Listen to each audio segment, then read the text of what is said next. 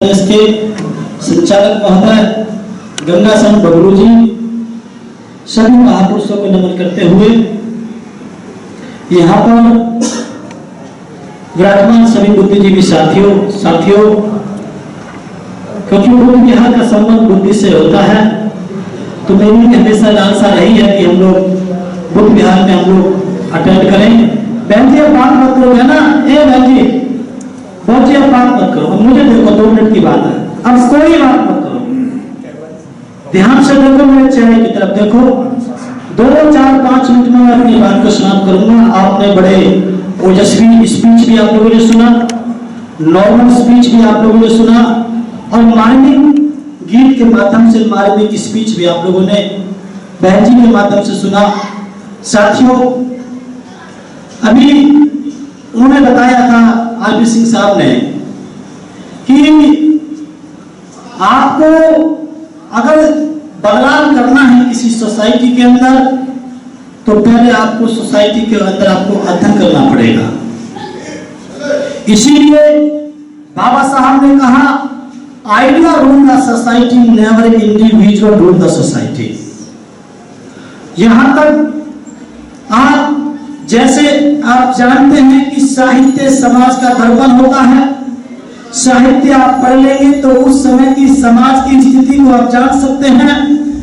उसी प्रकार से अगर आपको समझना है किसी देश की राजनीति, सामाजिक व्यवस्था को पूरी तरह से ना समझ पाए, तो उस समय जिस महापुरुष ने काम किया है, अगर उसके ऊपर आप अध्ययन कर लेंगे तो आपको काफी जानकारियां मिल जाएंगी।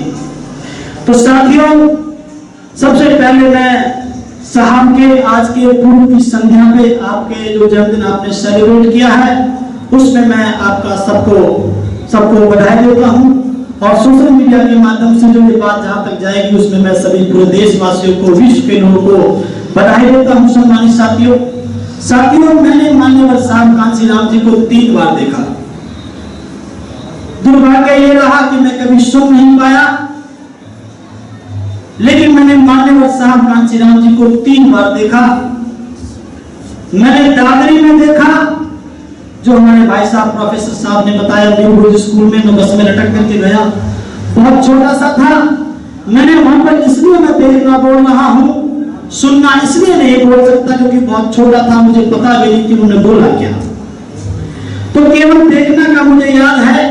दूसरा, मैंने मान्यवर साहब कांशीराम जी को मैंने तालकटोरा स्टेडियम में देखा। तालकटोरा स्टेडियम में देखा, 2006 की बात है, 5 की बात है, 2005 के 6 की बात है, जब होली का दिन था। बहुत से लोग जानते होंगे 15 मार्च को होली का रंग था, और बहन जी ने दिल्ली के तालकटोरा स्टेडियम में मान्यवर साहब कांशीराम जी का जन्मदिन सेलिब्रेट किया था।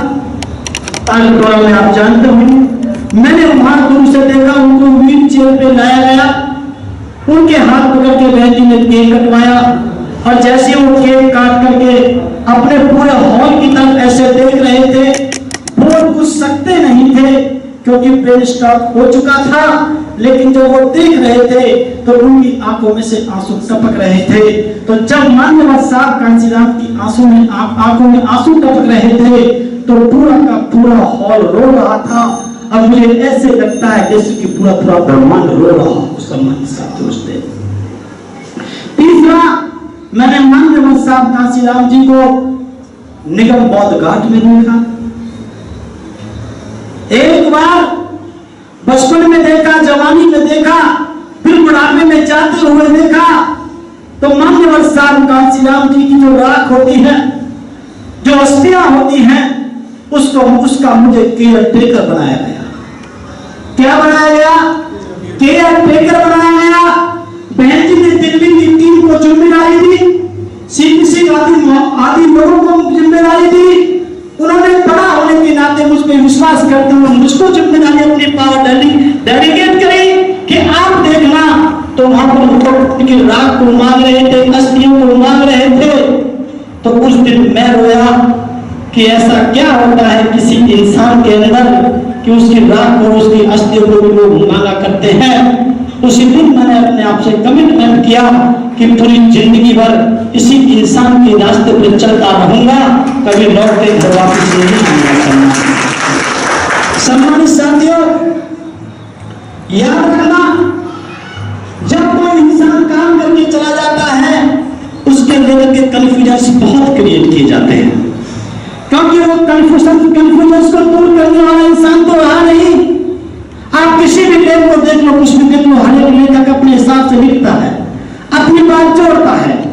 एक बात यूनिवर्सल ट्रूथ है, कभी भी कोई भी महापुरुष किसी वर्ग विशेष के खिलाफ कभी नहीं रहा। कभी भी कोई भी महापुरुष किसी वर्ग विशेष के खिलाफ कभी नहीं रहा। ये झूठ है कि मान्यवर साहब कांशीराम जी को ये कहा गया लोगों के द्वारा कि मान्यवर साहब कांशीराम 15% के लोगों के खिलाफ थे। ये झूठ है, ये झूठ है। महापुरुष इंसान कभी किसी के खिलाफ हो भी नहीं सकता। अगर वो है तो वो महापुरुष की डेफिनेशन में फिट ही नहीं होता। सम्मानित साथियों, आपको यकीन दिलाना चाहूंगा, आप अच्छी तरह से जानते हैं, जब मान्यवर साहब कांशीराम जी का कारोबार आगे बढ़ा तो 1994 के अंदर जो सबसे पहले एक राज्यसभा सांसद बनाने की पोजीशन में जब मान्यवर साहब कांशीराम पहुंचे थे तो उन्होंने पंजाब के जयंत मल्होत्रा ब्राह्मण को राज्यसभा में भेज करके ये मैसेज देने का काम किया कि कांशीराम ब्राह्मणों के खिलाफ किसी भी कीमत पे नहीं। इसलिए सम्मानित साथियों, आपको इस बात को समझना पड़ेगा। बात ये नहीं है कि यहाँ पर कौन बैठा है कौन नहीं बैठा है, बात यह है कि अपने महापुरुष के बारे में बोल क्या रहे हैं। महापुरुष कभी किसी के खिलाफ नहीं होता। सम्मानित साथियों, इसलिए दूसरी बात साथियों, जब ये बात आगे बढ़ी तो हम लोगों ने इस काम को आगे अपने सोचा है, बच्चे बेटे बैठो, ए बच्चे आप बैठाओ उस बच्चे को, बैठो। तो सम्मानित साथियों, हमने सोचा कि साहब कांशीराम को लोग बदनाम कर रहे हैं, ये गलत बात है। तो सम्मानित साथियों, हम लोगों ने भी विचार बनाया कि हम भी मान्यवर साहब कांशीराम के लिए काम करेंगे। और साथियों, जैसे कि बात अभी साहब लोगों ने बताई कि मान्यवर साहब कांशीराम की योग्यता के बारे में क्या कहा जाए। इस दुनिया में लोग गेहूं पैदा करते हैं, मक्का पैदा करते हैं, अनाज पैदा करते हैं और बहुत सी चीजें पैदा करते हैं, बच्चे पैदा करते हैं, पैसा पैदा करते हैं, लेकिन मान्यवर साहब कांशीराम इस दुनिया में ऐसे शख्सियत पैदा हुए जिसने इस देश में महापुरुषों को पैदा करने का काम किया। सम्मानित साथियों, महापुरुष को जिनको हम लोग भूल गए थे, उन नाम को मान्यवर साहब कांशीराम हमारे बीच में लेकर के आए। तीसरी बात सम्मानित साथियों बहुत मार्मिक है, जिसमें हम लोग चल रहे हैं। जब मैंने देखा कि साहब की आइडियोलॉजी को कहीं बाबा साहब की तरह धूमिल न कर दिया जाए, तो मैंने अपने साथियों से बातचीत करी। जब मुझे पता चला कि इस देश में आरएसएस के लोग 5000 पीएचडी होल्डर को लेकर के उनके दिमाग को इस देश को बर्बाद करने के लिए प्रयोग किया जा रहा है, तो मैंने भी सम्मानित साथियों, मैंने भी बुद्धिजीवी लोगों में जाने का प्रयास किया कि जब तक बहन जी ने मुझको साइड कर रखा है, जब तक बहन जी ने मुझको साइड कर रखा है, तो हो सकता है कुछ रहम हो उस कुदरत का।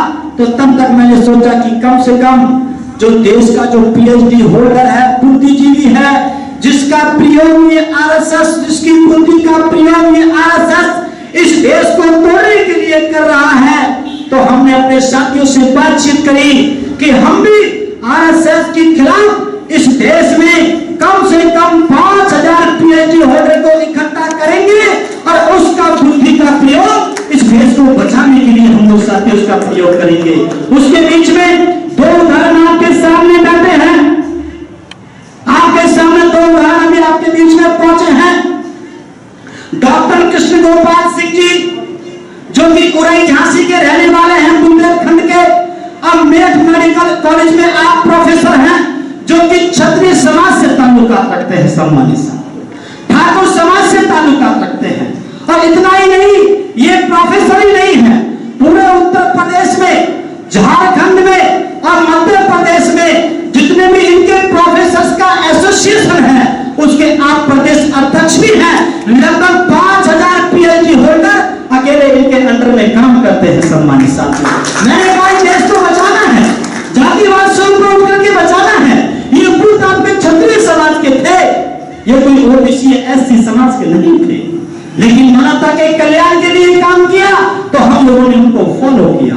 आप देख सकते हो इस देश में अगर मानवता को समाप्त करने के लिए, बुद्ध धर्म को समाप्त करने के लिए अगर ब्राह्मणों ने प्रयास किया है, तो इस देश में बुद्ध धर्म को बचाने के लिए और मानवता को बचाने के लिए भी ब्राह्मण समाज के लोगों का योगदान रहा है। इस बात को भी आपको सम्मानित साथियों मानना पड़ेगा। उसी बीच में आगे चलते हुए हम विशाल भार्गव जी से मिले। हम उसके बाद में ये आपके जो आपका जो मध्य प्रदेश में उसमें आप एग्जामिनेशन एंड कंट्रोलर हैं, मेडिकल कॉलेज 350 मेडिकल कॉलेज के आप एग्जामिनेशन कंट्रोलर हैं। उनको हम लेकर के आए जो ब्राह्मण समाज से ताल्लुक रखते हैं, जिनका परिवार खानदान पहले भाजपा में था, उन्होंने उसको लात मार करके ये कहा कि जयप्रकाश मैं तेरे साथ हूँ और बहुजन समाज पार्टी का झंडा लेकर के मैं चलने के लिए तैयार हूँ, चाहे मेरी नौकरी छूट जाए। सम्मानित साथियों, आपको करना पड़ेगा, कुछ नया करना पड़ेगा। इसलिए मेरे सम्मानित साथियों, हम लोग भारत भाई से मिले, सब भारत भाई तो हमारे पुराने साथी हैं, नरेंद्र भाई साहब से मिले, हम सब लोगों से मिले। ये हमारे जो आपके बीच में जो भी बोल के गए आदर्श कुमार उपाध्याय जी, ये तो ब्राह्मण समाज से ताल्लुक रखते हैं, लेकिन मान्यवर साहब कांशीराम को पढ़ के इन्होंने अपने पूरे घर की तस्वीर को बदलने का काम किया। इसलिए सम्मानित साथियों, हम पूरे देश को बदलेंगे, पूरी दुनिया को बदलेंगे मान्यवर साहब कांशीराम जी के रास्ते पे। साथियों, और दूसरी बात क्या है, साहब कांशीराम को समझना है तो एक छोटी सी बात आप लोगों को बहुत अच्छी तरह से समझनी होगी। भारत की राजनीति में मान्यवर साहब कांशीराम से पहले उन लोगों की सरकार बनती थी जिनके एमपी एमएलए ज्यादा होते हैं, लेकिन मान्यवर साहब कांशीराम जी ने उनकी सरकार बनवानी शुरू करी जिनके एमपी एमएलए कम होते हैं। ये बहुत बड़ा मैसेज पूरी दुनिया में देने का काम किया। सम्मानित साथियों, और जो लोग ये सोचते हैं कि ईवीएम के माध्यम से या दबंगाई के माध्यम से या गुंडागर्दी के माध्यम से, जैसे हमारे प्रोफेसर साहब ने बताया, एक लोग वो होते हैं जो देश पे राज करते हैं, एक लोग वो होते हैं जो लोग के दिलों पे राज करते हैं। याद रखना, इस देश में एक दिन जीत उसी की होगी जो इस देश में लोगों के दिलों पे राज करेंगे। सम्मानित साथियों, जो ये सोचते हो कि ईवीएम के माध्यम से हम लोग देश को जीत लेंगे या ऐसा घपला हम लोग कर देंगे, एक दिन जिन लोग के दम पे ईवीएम में घपला करते हैं उन लोगों का हम विचार चेंज करेंगे और ईवीएम को वे लोग उखाड़ के बाहर फेंकेंगे। और यही बात माननीय साहब कांशीराम जी ने कही थी कि जब मेरा काला ऊपर की तरफ जाएगा तो भाजपा नीचे आएगी, क्योंकि मेरा संघर्ष वर्तमान में कांग्रेस से है। तो जब मैं अपने काम को आगे बढ़ाऊंगा तो कांग्रेस नीचे आएगी, भाजपा ऊपर जाएगी, और जब मेरी नौजवान आगे वाली पीढ़ी जब इस मेरे कारवा को लेकर के चलेगी तो भाजपा नीचे आएगी और बहुजन समाज पार्टी तेरी ऊपर जाएगी। ऐ मेरे समाज के लोगों, इसलिए आप लोगों को साथियों, मेरा आप लोगों से निवेदन है।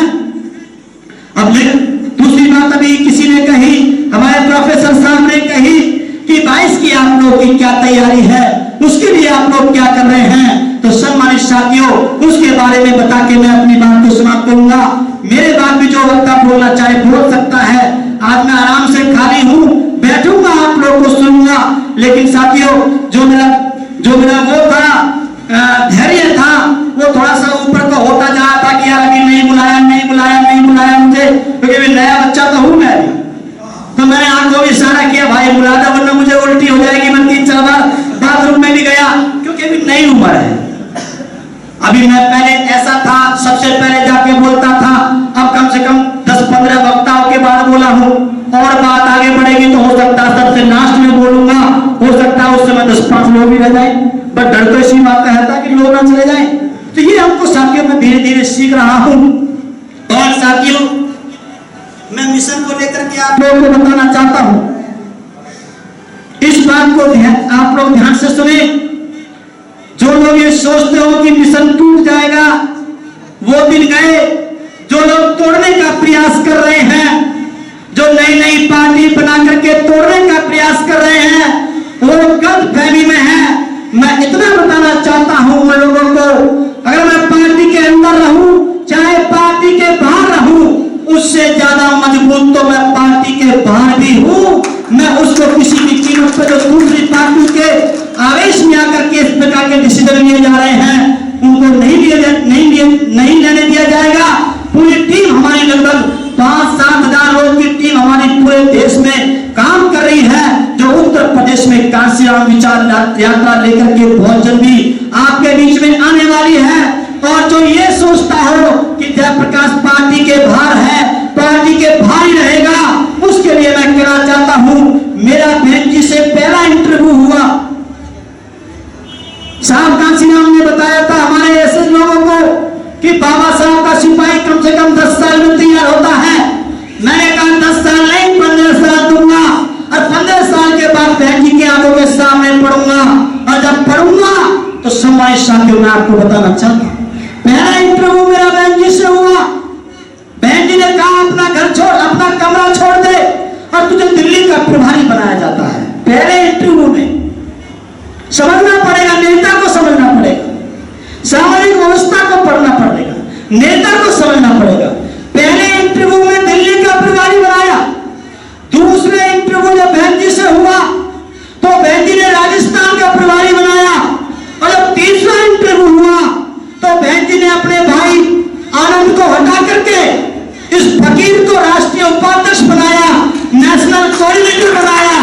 मैं आपको वचन देकर के जाता हूं, इस छोटे से कार्यक्रम में वचन देकर के जाता हूं। और ये आपका वीडियो चल रहा है, इसमें रिकॉर्डिंग हो रही है, मैं पहले से ही बोलने वाला हूं, जिस दिन चौथा इंटरव्यू मेरा बहन जी से हो गया, बहन जी ने अगर मेरा चौथा इंटरव्यू ले लिया तो बहन जी ये कहेंगी कि तेरे जैसा सिपाही, तेरे जैसा अनिल मैंने कांशीराम को नहीं देखा है। इसलिए घबराओ मत, दिन बहुत नजदीक आने वाले हैं। हम लोग कांशीराम विचार यात्रा निकालने जा रहे हैं। मान्यवर साहब कांशीराम के हम लोग साथियों अगले दिन 15 तारीख को निकालने वाले थे, लेकिन हमारी गाड़ी थोड़ी बड़ी बन रही है, थोड़ी ऊंची बन रही है। हम लोग वैनिटी बस बना रहे हैं, जो कि हमारे नरेंद्र भाई साहब, डॉक्टर साहब, भरत भाई, सब लोग लगभग 40 लाख की वैनिटी बस बन रही है। क्यों? अगर टकराना है तो दबंगई से टकराएंगे, टेम्पू लेकर के, मोटरसाइकिल लेकर नहीं टकराएंगे। क्यों? एक तरफ दिल्ली का मुख्यमंत्री अरविंद केजरीवाल होगा, एक तरफ ओवैसी आएगा, एक तरफ तुम्हारा राहुल गांधी आएगा, एक तरफ तुम्हारा बाबा आएगा, एक तरफ आप लोगों के आशीर्वाद से ये अकेला एक फकीर आएगा और 5 बार बहन जी को उत्तर प्रदेश का मुख्यमंत्री बनाने का काम करेगा। सम्मानित साथियों, घबराना मत किसी भी चीज से। आप लोग सम्मानित साथियों, हम लोग स्लोगन दे रहे हैं, 5वीं बार बसपा सरकार, बस पे लिखा हुआ होगा कांशीराम विचार यात्रा। जब इस देश में मान्यवर बाबा साहब के नाम को लेकर के 4 बार सरकार बन सकती है, तो 5वीं बार सरकार हम मान्यवर साहब कांशीराम जी के नाम पे बनाएंगे कि बाबा साहब का सबसे अच्छा सिपाही मान्यवर साहब कांशीराम जी थे। साथियों, उसमें सभी जाति धर्म जाति के लोगों को सम्मान दिया जाएगा, फ्रीडम फाइटर को रखा जाएगा।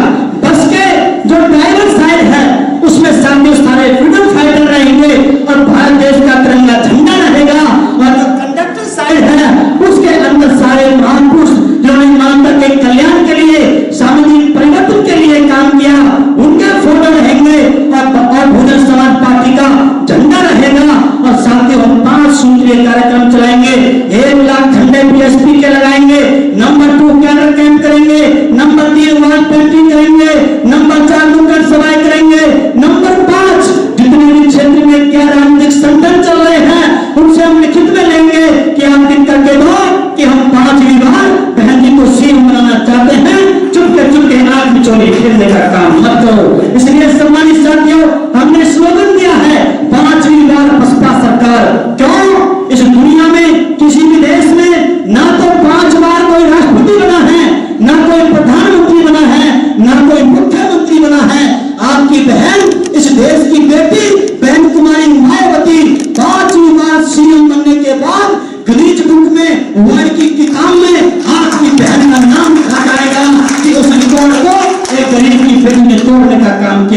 इसलिए सम्मानित साथियों, आज जो ये कार्यक्रम आप लोगों ने ऑर्गेनाइज किया है, मैं पूरी टीम का धन्यवाद करता हूं और आप लोगों को विश्वास दिलाना चाहता हूं, क्योंकि बुद्धिजीवी लोग यहाँ पर बैठे हुए हैं, आप लोग आशीर्वाद बना करके रखना।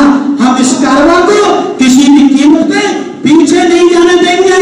इतने पे ना तो कभी थोड़े ने कंप्रोमाइज किया था, न साहू ने कंप्रोमाइज किया था, न मोहम्मद साहब ने कंप्रोमाइज किया था, न काशीराम साहब ने कंप्रोमाइज किया था, न उसके बेटे हम कंप्रोमाइज करेंगे। हम केवल इतने पे कंप्रोमाइज करने के लिए तैयार नहीं है कि इस कारवा को पीछे नहीं जाने देंगे। हमारा कंप्रोमाइज जब होगा जब इस कारवा को मंजिल की तरफ पहुंचाने का काम करेंगे। इसलिए सम्मानित साथियों, मेरा आप लोगों से निवेदन है, आप लोग आशीर्वाद बना करके रखें। हम बहन जी को 5वीं बार वर्तमान में उत्तर प्रदेश का सीएम बनाएंगे और उसके बाद जहां जहां पर माननीय साहब काशीराम जी ने साइकिल चलाई थी, वहां पे उसकी बात को और उनकी बात को आगे बढ़ाते हुए रथमार्च निकालेंगे। और अभी हमने बोला है कि 5वीं बार बसपा सरकार, अंदर हमारा ये 22 का चुनाव हो जाएगा तो कश्मीर से कन्याकुमारी तक यात्रा निकालेंगे कि भारत देश को बचाना है तो बहन जी को पीएम बनाना है। हम इस कारवा को आगे लेकर के जाएंगे। आपको साथियों, आप लोग हमें हौसला अफजाई करें, आप हमारे साथ तन मन से आप लोग हमारे साथ अपने आशीर्वाद को लेकर के आप खड़े रहें। हम 5वीं बार सरकार भी बनाएंगे और आगे इस कारवा को मंजिल तक पहुंचाने का काम करेंगे। और जो ये लोग सोच रहे हैं कि देश को तोड़ देंगे, एक दिन ये देश को तोड़ने वाले आप जैसे लोग इकट्ठा होंगे और सभी जाति धर्म बिरादरी के लोगों को हम लोग एक साथ के साथ हम साहब काशीराम जी की विचारधारा के साथ जोड़ करके इस देश में सर्वजन हिताय सर्वजन सुखाय के आधार पर हम लोग बीएसपी की सरकार की हम लोग वहां पे सत्ता स्थापित करेंगे। आज के दिन मैं माननीय साहब काशीराम जी को फिर से एक बार नमन करते हुए पूरी टीम का धन्यवाद करते हुए, कोई बात हार निकल गई हो उसके लिए माफी चाहता हूँ। आगे हम लोग आपके बीच में आते रहेंगे। इसी के साथ मैं अपनी वाणी को विराम देता हूँ। जय भीम, जय भारत, जय काशीराम, जय बसपा। धन्यवाद सम्मानित साहब।